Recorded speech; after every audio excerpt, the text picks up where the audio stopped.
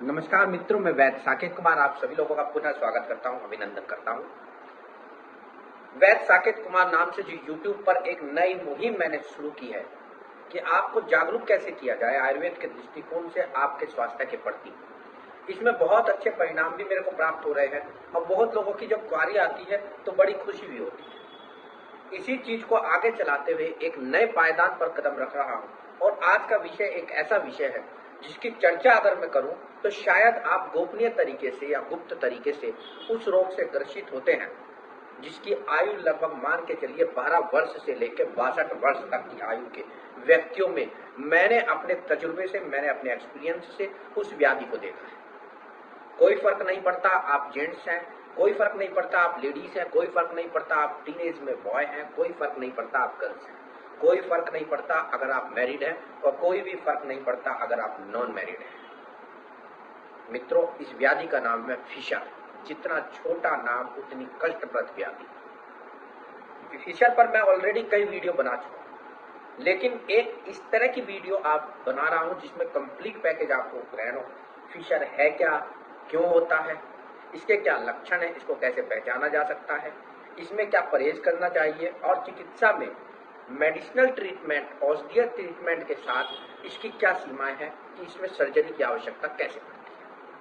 इन्हीं चर्चाओं पर विषय करता हूं। मैंने पहले बताया किसी भी लैंगिक और किसी भी आयु की सीमा से बाहर ये बीमारी है, यानी हर वर्ग में, हर लिंग में, चाहे मेल हो, फीमेल हो या ट्रांसजेंडर हो, इस बीमारी से बच जाए तो शुक्र मानिए, क्योंकि ये बीमारी कहीं ना कहीं हमारे बेसिक नेचर पर, जो हम दिनचर्या यूज करते हैं, जो हम आहार लेते हैं, उस पर डिपेंड करती है। वीडियो को आगे और ज्यादा लंबा ना करते हुए आइए इस पर चर्चा करते हैं और उम्मीद करता हूं कि वीडियो को आप स्किप ना करें, क्योंकि छोटी बीमारी होने के बाद बहुत ज्यादा कॉम्प्लिकेशन देती है। क्या होती है अब आप ये समझिए। मित्रों, फिशर को इन एनो गुदा मार्ग की अंदर की जो म्यूकोसा होती है बहुत सेंसिटिव होती है। जहां से हम सोच करते हैं उस स्थान को गुदा मार्ग कहते हैं, और अंदर की जो म्यूकोसा होती है, अंदर की जो स्किन की लाइनिंग होती है, जैसे हमारे अंदर मुंह के अंदर की जो म्यूकोसा है, इससे भी अधिक वो बहुत सेंसिटिव होती है। वहां पे थोड़ा भी आपके शरीर में किसी भी प्रकार का खान पीन में या दिनचर्या में परिवर्तन हो, वहां अफेक्ट आ जाता है। ऐसी अवस्था में आपको अगर वहां अफेक्ट आता है तो वो म्यूकोसा इरिटेट करके रप्चर कर जाती है, इरप्ट कर जाती है, फट जाती है, और एक आपके गुदा मार्ग के किनारे की तरफ आंतरिक रूप से एक अल्सर हो जाता है, एक वर्ण हो जाता है, एक जख्म हो जाता है। ऐसा लगता है जैसे किसी चीज ने काट दिया।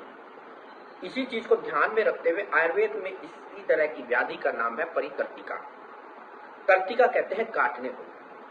तो गुदा मार्ग में कैंची के समान कर्तन के समान वेदना हो जाए, जब शूल हो जाए, जब दर्द होने लगे कि किसी ने काट दिया हो, ब्लेड से काट दिया हो, किसी ने चीरा लगा दिया हो, किसी ने कैंची की तरह काट दिया हो, इस प्रकार का जब दर्द महसूस करें तो समझ लीजिए हो सकता है आप फिशर से ग्रसित हो चुके हैं।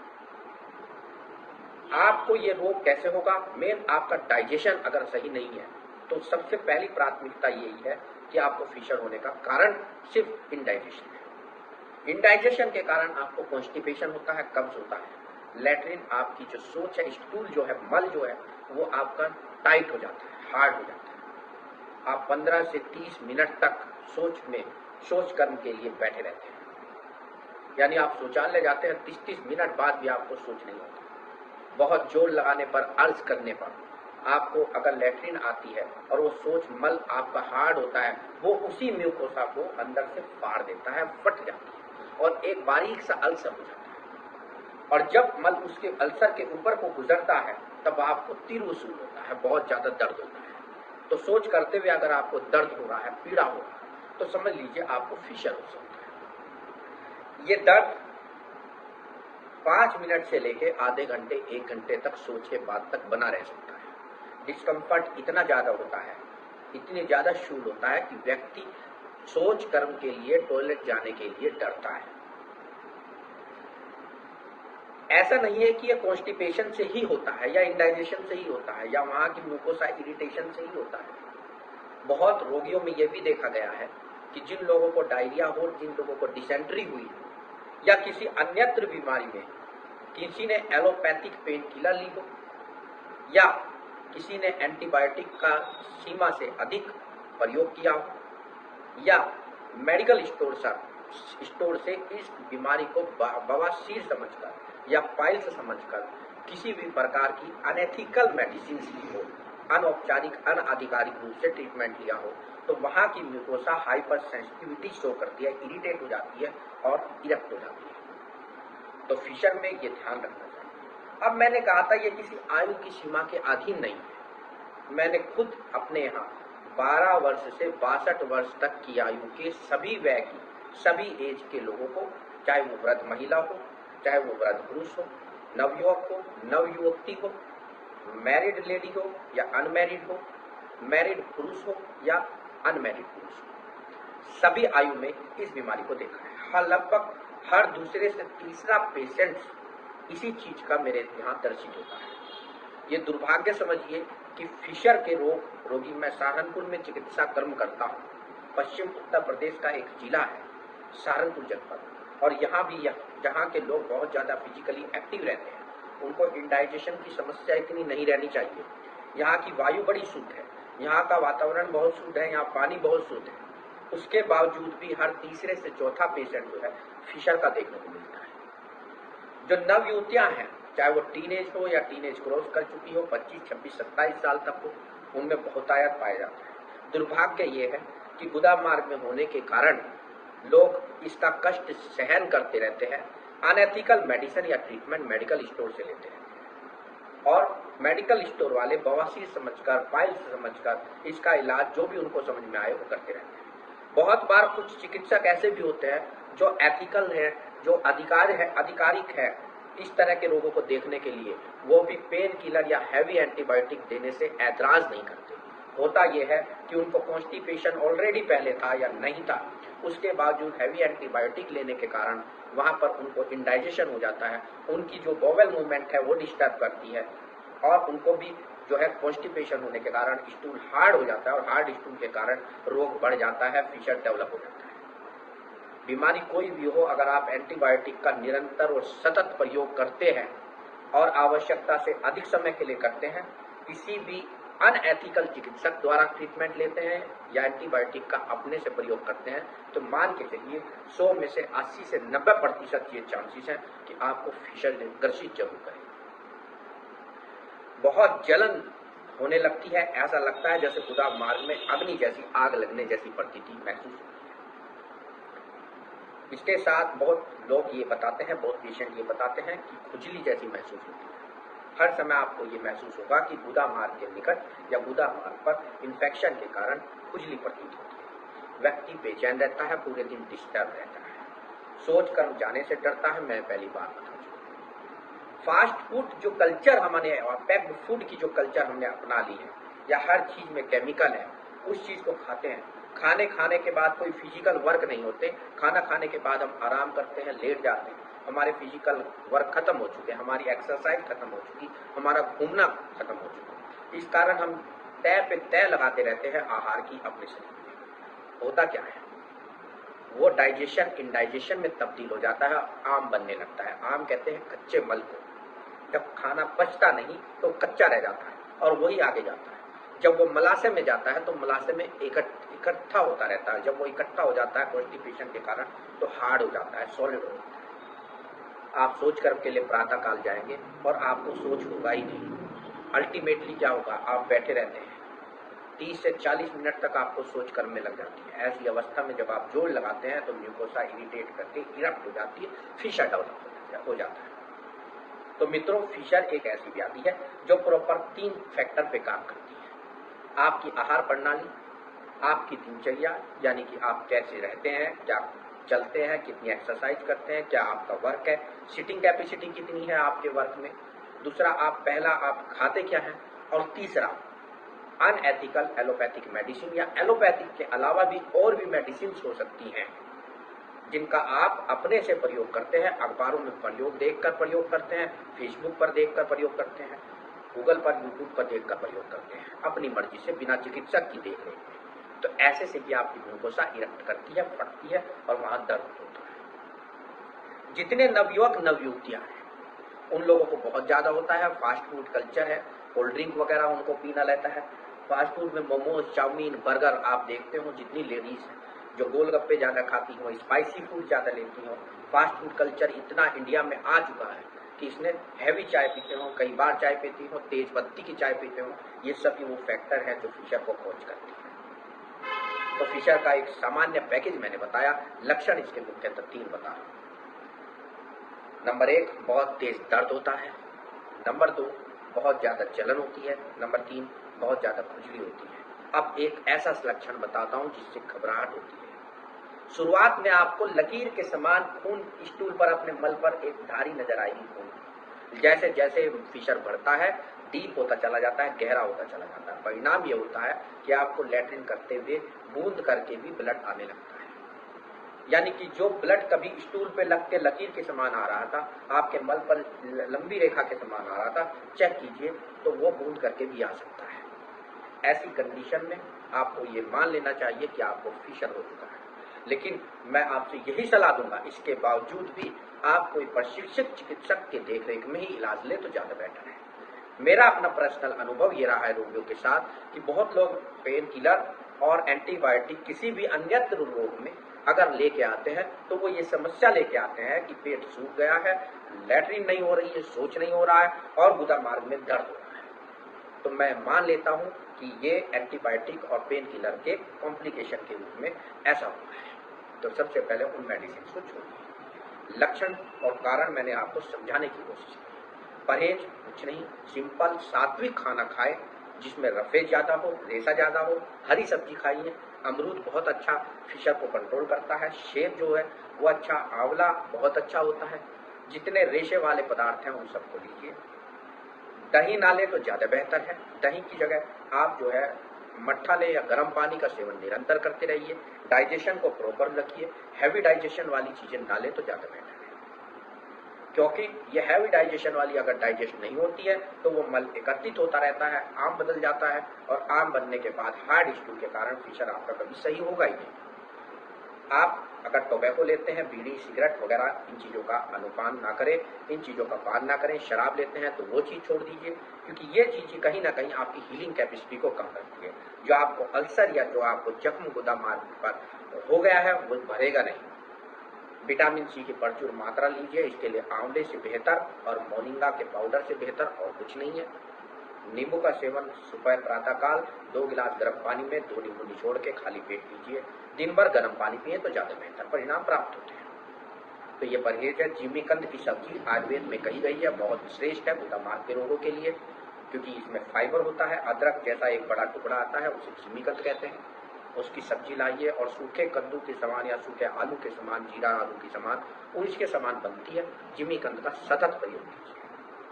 जो लोग रफेज डाइट नहीं लेते वो रात को सोते समय 1.5 से 2 चम्मच गर्म पानी के साथ ईसबगोल ले निरंतर, तो ज्यादा बेनिफिट प्राप्त हो सकता है। जख्म को भरने के लिए किसी भी प्रकार की चिकित्सा औषधि जो है वो चिकित्सक के अनुरूप ही दे, उसमें अपना दिमाग ना लगाए।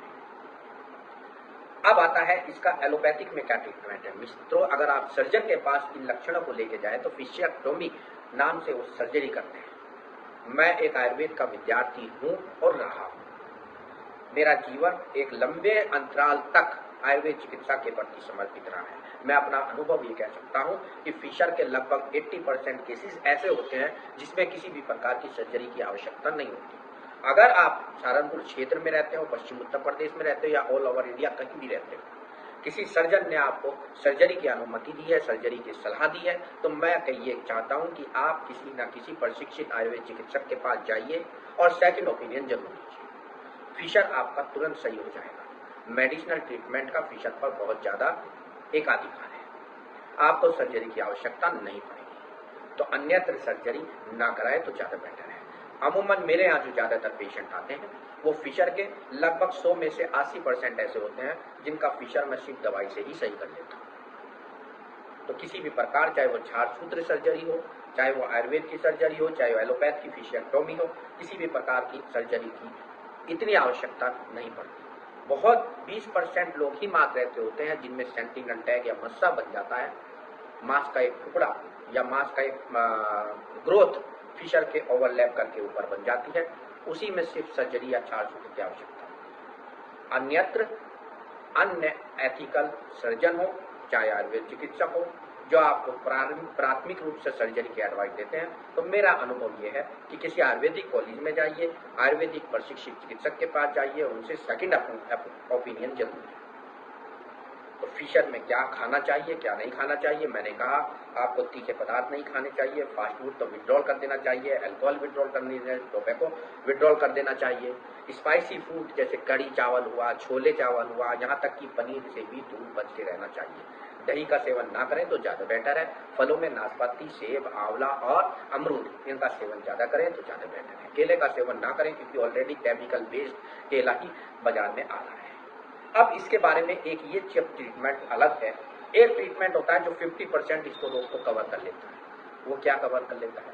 आपको होठ शीश बात लेती हैं। एक टब, पतले वाला टब लीजिए, उसमें आधा बाल्टी पानी डालिए, हाथ में मोबाइल लीजिए, पैर बाहर करके उसमें 10 से 15 मिनट बैठ जाइए, यानी कि आपको सिकाई करनी है, गर्म पानी की सिकाई। सारे ट्रीटमेंट एक तरफ और 50% ट्रीटमेंट होठ शीश बात का एक तरफ। तो जिन लोगों को ये लक्षण आते हैं, प्रायोरिटी उनकी ये रहती है कि किसी चिकित्सक के पास जाइए।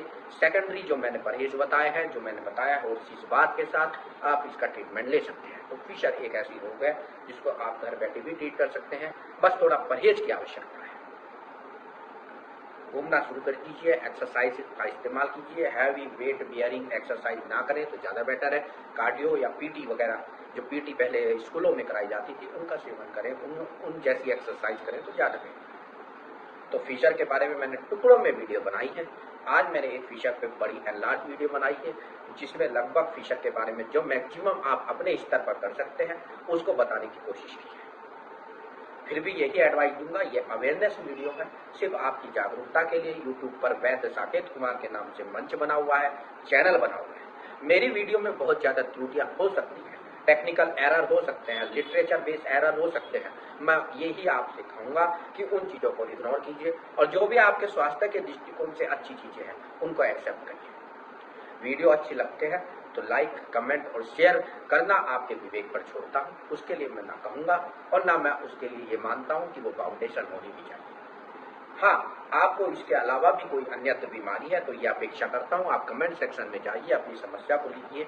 समय रहते उस पर भी वीडियो जागरूकता पूर्वक बनाई जाएगी, या आपकी जो भी समस्या होगी उसको समय रहते हुए तत्काल प्रभाव से आपको उसका समायोजित आंसर दिया जाएगा, उत्तर दिया जाएगा।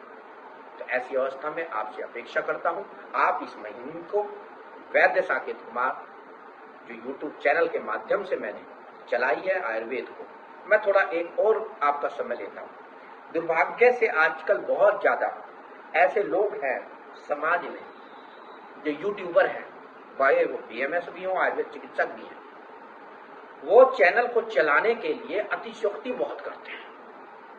इस टॉपिक को जरा उतना लीजिए कि अवेयरनेस वीडियो को अवेयरनेस वीडियो की तरह चलाइए। लोकल किताब से, किसी भी रेलवे लाइन से आपने घरेलू नुस्खों की कोई बुक उठाई और उस बुक में उठा के एक चम्मच ये डालिए, आधा चम्मच ये डालिए, वो डालिए, इसको 30 दिन करिए, इसको 40 दिन कीजिए और आपका कैंसर सही हो जाएगा, आपका एड्स सही हो जाएगा। मैं इस चिकित्सा पद्धति के इन विचारकों से बिल्कुल भी सहमत नहीं हूँ। कृपया करके उनकी वीडियो ना देखें तो ज्यादा बेटर है। वो देखने में बहुत अच्छी लगती है, लेकिन मैं सिर्फ वो बोलता हूँ जो मेरा लिटरेचर कहता है। लोकल आदमी कोई भी 15 पन्नों की किताब छापता है घरेलू नुस्खों के आधार पर, और वो सुहागा डालिए, काली मिर्च डालिए, ये डालिए, वो डालिए, और इस तरह आपके सामने प्रेजेंट करता है कि आपको लगता है कि स्वास्थ्य बिल्कुल इससे सही हो जाएगा।